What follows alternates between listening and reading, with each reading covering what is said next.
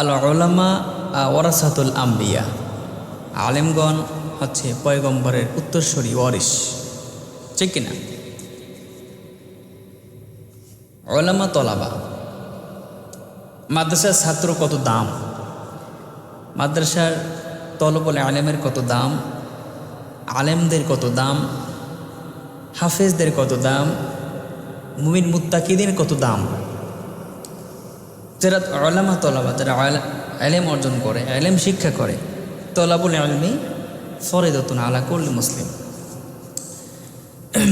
দ্বীনে ইলম তলব করা, দ্বীনে ইলম শিক্ষা করা প্রত্যেকটি নর নারী মুসলমানের উপর কি সুন্নাত, ফরজ। যারা বলেন কি ফরজ। তো যারা উলামা তলাবা, যারা তলবুল ইলম ছাত্র, আল্লাহ রাব্বুল আলামিন ফেরেশতাদের মাধ্যমে যারা দ্বীনে ইলম শিক্ষা করে, তাদের পদতলে পায়ের তলে আল্লাহ পাক রব্বুল আলামিন নূরের পর বিছাইয়ে দেয়। সুবহানাল্লাহ বিহামদি। নূরের পর বিছাইয়ে দেয়, সম্মানে মর্যাদায়, ঠিক কিনা বলেন? আল্লাহ রাব্বুল আলামিন একটা ছোট ঘটনা বলি, এটা আমাদের ওস্তাদের মুখে শোনা, বলি, আশা করি উপকৃত হবেন।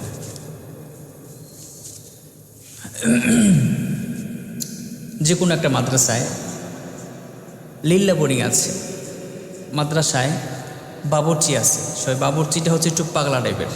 কি পাগলা টাইপের, মানে একটু সরল সোজা যাকে বলি আমরা। অনেকে আমাদের এখানে বলে কি গঙ্গা, হ্যাঁ হ্যাঁ হ্যাঁ পাগল, গঙ্গা যাকে বলে। আচ্ছা, গঙ্গা একটু সরল সোজা টাইপের, অত প্যাঁচগোছ ও বোঝে না, তো বাবুর্চিগিরি করে, ভাত রান্না করে। তো সরল সোজা মানুষ, তো দেখবেন যারা মাদ্রাসা পড়ে এরা একটু দুষ্ট হয়, ঠিক না? যারা মাদ্রাসা পড়ে এরা একটু দুষ্ট টাইপের হয়। তো তো সে সরল সোজা লোক, ওর সাথে দুষ্টমি ফাজলামি করে। ওকে বলতেছে গরু, কি বলে যে গরু, এই গরু ভাত নিয়ে আয়, এই গরু নিয়ে আয়, কোথায় যাস গরু, এবং মস্কারা বলে করে গরু বলে, গরু। তো পাগল মানুষ তো আর কিছু বলে না। তো একদিন ভাত রান্না করতেছে আর বৃষ্টি হচ্ছে, অজস্র মুষলধারে বৃষ্টি হচ্ছে। তো ভাত আনতে লেট হচ্ছে, ভাত আনতে যেখানে লিল্লা বোর্ডিং রান্না পাকের ঘর, ওখান থেকে তাদের রুমে, বাচ্চাদের রুমে আনতে একটু দেরি হচ্ছে। এই জন্য বাচ্চারা সবাই হই হুল্লা দিয়ে বলতেছে, ভাত আনো না কেন, তাড়াতাড়ি ভাত নিয়ে আসো, তাড়াতাড়ি ভাত নিয়ে আসো, এই গরু তাড়াতাড়ি ভাত নিয়ে আসো, এ কথা বলতেছে ছাত্ররা। তো এ কথা বলার পরে মাথায় ভাত, পাগলার গঙ্গা বা যে ষোলো টাইপের মাথার লোকের মাথায় ভাত। তো ভাত নিয়ে আসার সময় বলতেছে, ওই যে গরু আসতেছে, গরু। ছাত্ররা মজা করে বলতেছে, ওই যে গরু আসতেছে। সরল সোজা টাইপের, তো তখন ও ভাত রেখা মেজাজটা গরম হয়ে গেছে। কি ব্যাপার, অন্য সময় বলো এটা মানা যায়, কিন্তু আজকেও কষ্ট করিয়া মাথার গাম পাই ফেলে এদের জন্য ভিজে পুড়ে ভাত আনলাম, আজকে আমাকে গরু বলতেছো। পাগলা মানুষ তো দেখবেন, পাগলা মানুষ খেপে গেলে কিন্তু সমস্যা আছে, ঠিকই না? পাগলা খেপে গেলে ওরে বুঝাইতে, ওরে কন্ট্রোলে আনতে সমস্যা, অনেক দেরি লাগে।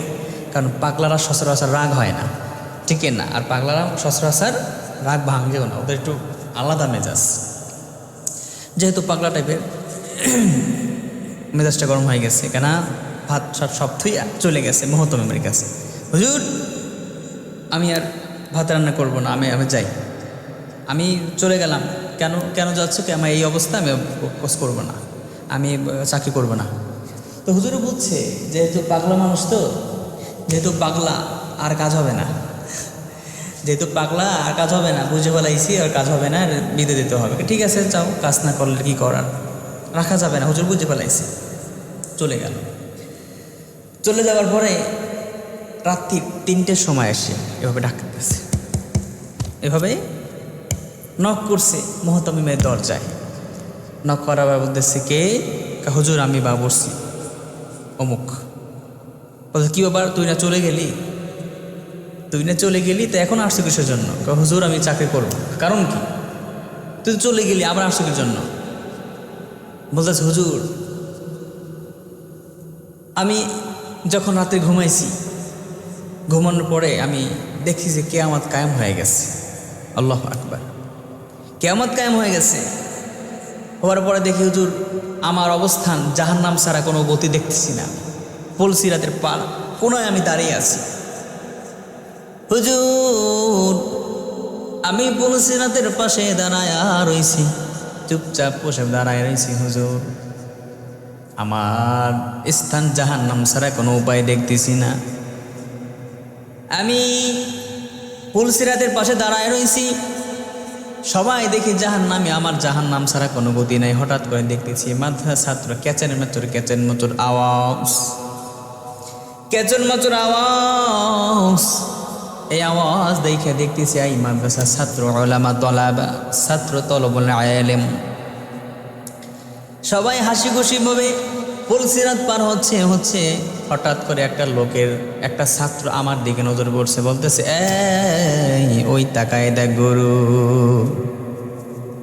তাকায় দেখ গরু, ওই যে আমাদের গরুটা, ওরেও নিয়ে যা, ওরে নিয়ে এলো, আমরা একসাথে পুলসিরাত পার হই।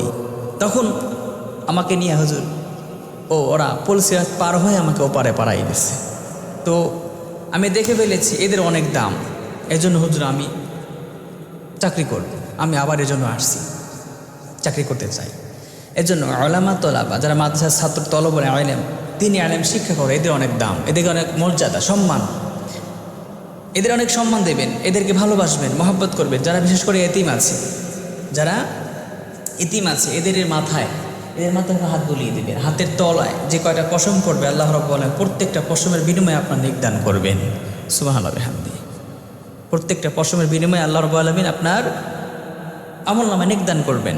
মাথায় হাত বুলিয়ে দিবেন, এতিমদের মাথায় খাওয়াবেন, ভালোবাসবেন, সম্মান শ্রদ্ধা করবেন। কিন্তু আজকে দেখা যায় ছোটো ছোটো বাচ্চারা মাদ্রাসা যাচ্ছে এভাবে পকেট হাতায় কত টাকা আছে দেখে, এরপরে মাথায় টুপিটা দেখে তো এই টুপিটা অনেক সুন্দর হয়েছে, টুপিটা আমার দেবা, পকেট হাতায় দেখে টিস্যু আছে কিনা, তসবি আছে কিনা, টুপিটা নেয়, মজা করে।